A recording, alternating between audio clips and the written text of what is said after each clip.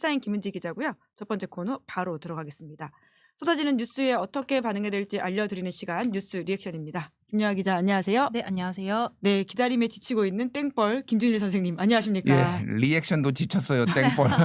예. 지난주에도 이미 그 노래를 부르고 가셨는데 그러니까요. 아직까지도 선거 기일이 잡히지 않고 있습니다. 진짜 몸이 아프시다고요? 아파요 그냥. 네. 진짜 아파요. 전 국민이 다 그런 상황인 것 같아요. 예, 이번 주 내내 지금 없는 시간 쪼개서 계속 병원 가고 있는데 낫지가 않아요 지금. 예. 너무 아픕니다. 내란성 스트레스, 내란성 과로 아마 다들 비슷한 상황이어서 뉴스 보기도 지친다라고 말씀하시는 분들 많을 것 같은데요. 그래도 뉴스를 전하는 마음을 시작해 보겠습니다.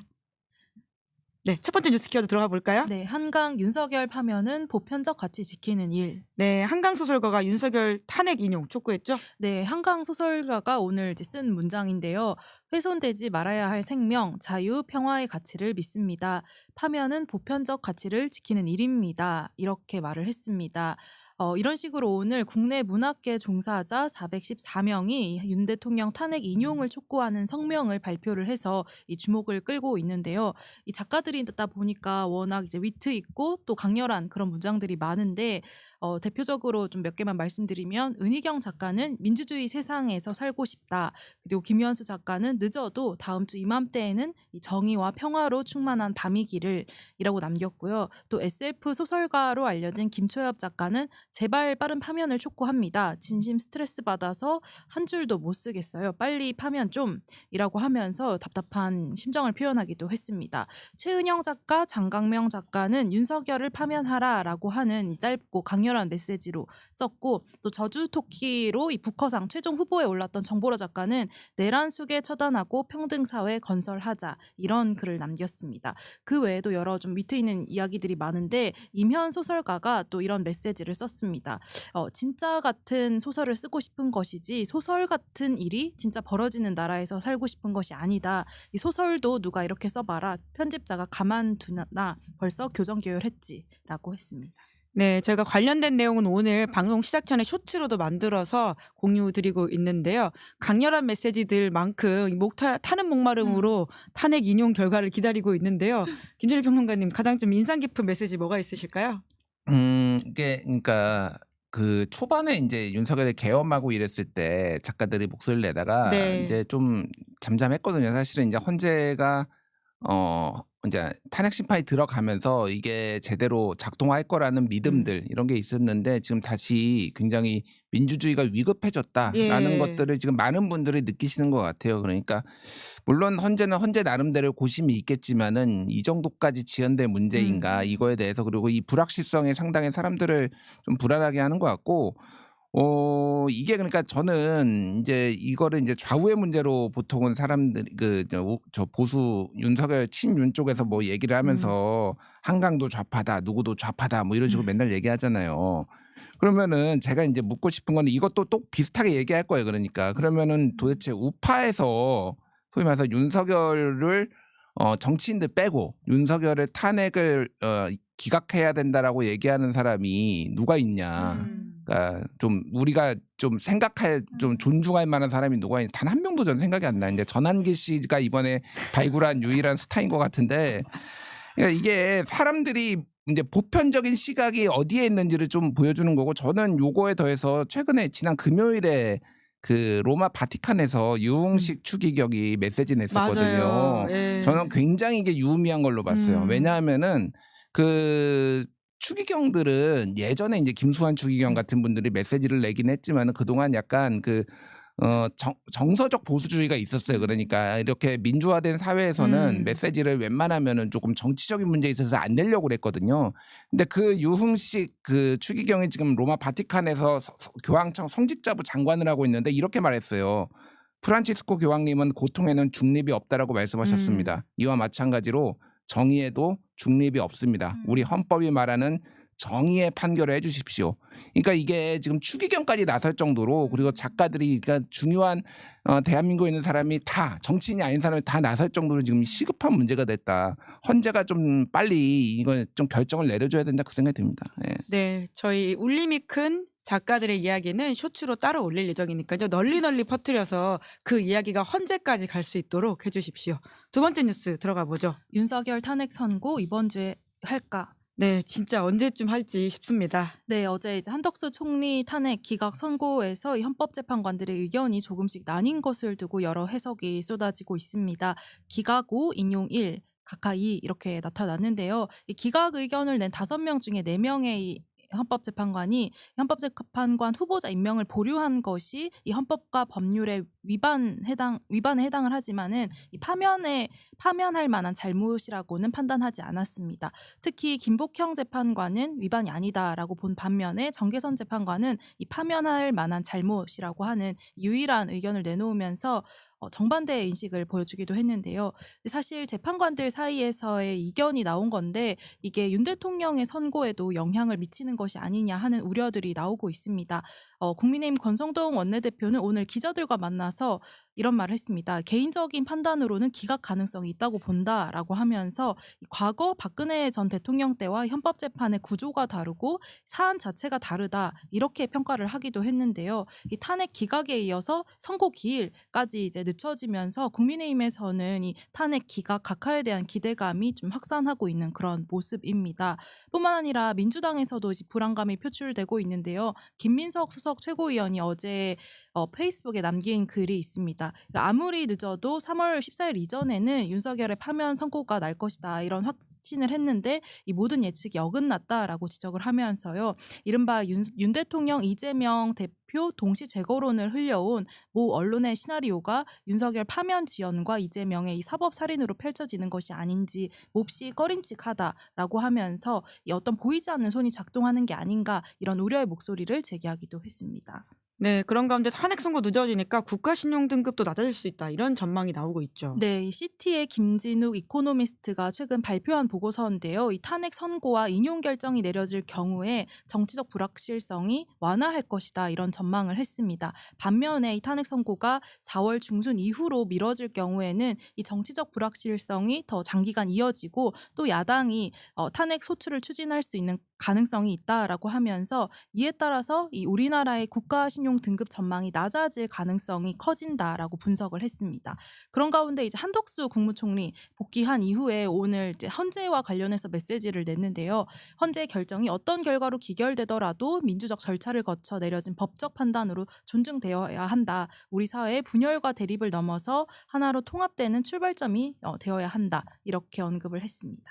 네, 한덕수 총리 결과를 두고 여러 썰들이 난무하고 있거든요. 예. 김진일 평론가는 좀 어떻게 보십니까? 근데 제가 지금까지 헌재에서 나온 그 탄핵 심판 결과를 보면은 그냥 다 예측 가능한 범위였어요, 사실은. 그렇게 막 놀랍거나 그러지 않고 한덕수 총리도 저는 기각이 유력하다고 봤습니다. 왜냐하면 그동안의 헌재의 성향상 불법이 있으나 탄핵할 정도는 아니다라는 게 여러 차례 나왔잖아요. 그러니까 그래서 저는 이거 인용되기 쉽지 않겠다라고 얘기를 했고 언론에서도 그렇게 나왔어요. 그리고 이 지금 각하가 2명이 나온 거를 가지고 얘기가 많은데 사실 150일 200 같은 경우에는 논쟁점이 좀 있었어요. 그러니까 이거는 그 법학자들 사이에서도 뭐 진영에 상관없이 이거는 200으로 해야 된다라는 분들도 좀 있었습니다. 그러니까 이거를 각하를 한 거는 저는 정치적 선택이라고 보지만은 이러거가 한 게 터무니없이 나왔다라고는 보진 않아요. 다만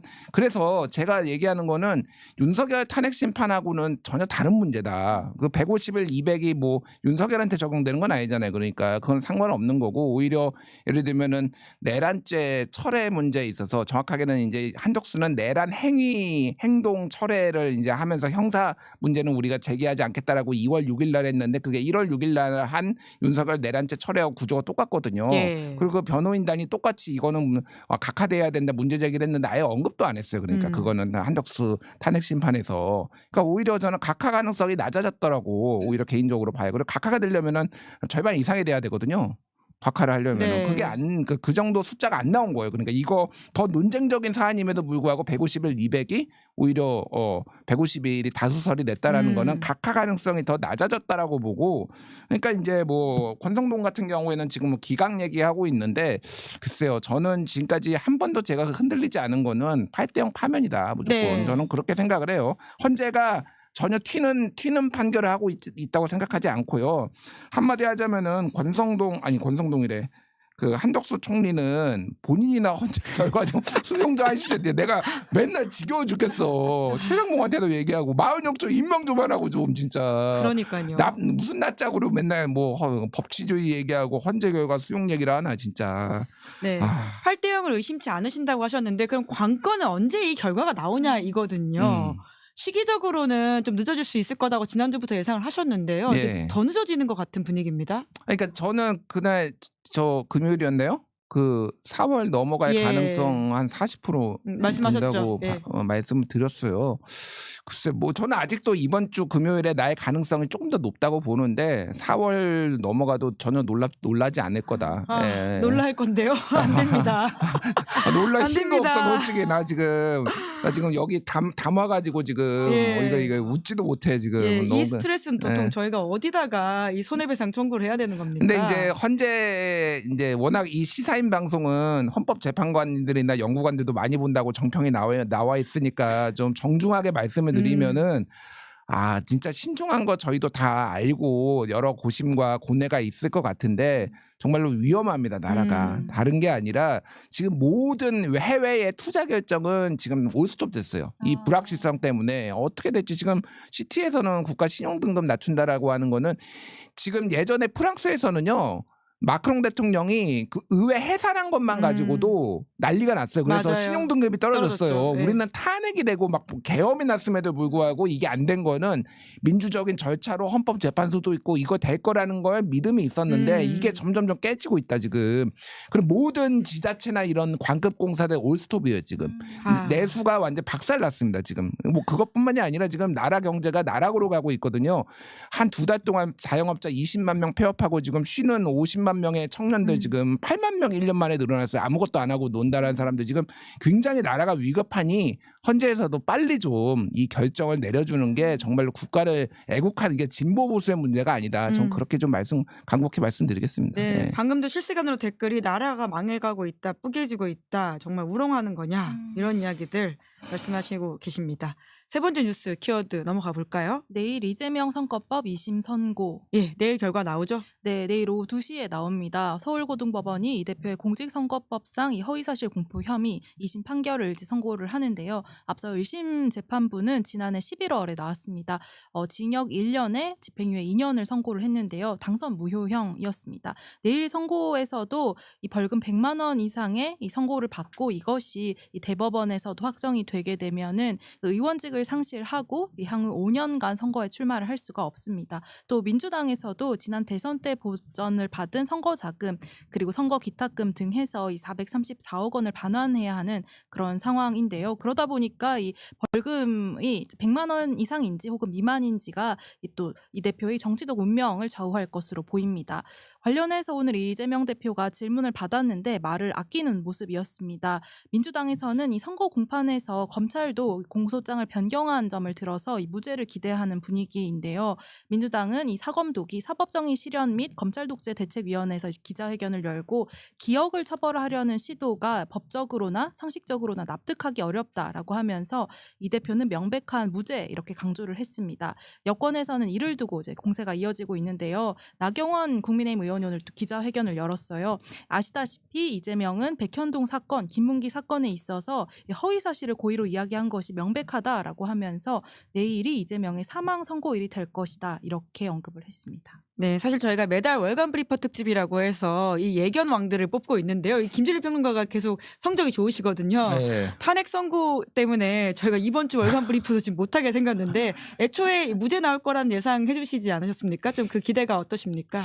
그러니까 솔직히 잘 모르겠어요. 네. 예, 잘 이거를 확신을 갖는 것 자체가 좀 말이 안 되고 다만 이제 법조계 쪽에서는 이런 얘기가 들리긴 했어요. 1심 재판부보다 2심 재판부가 조금 더 이 문제에 있어서 유화적이다.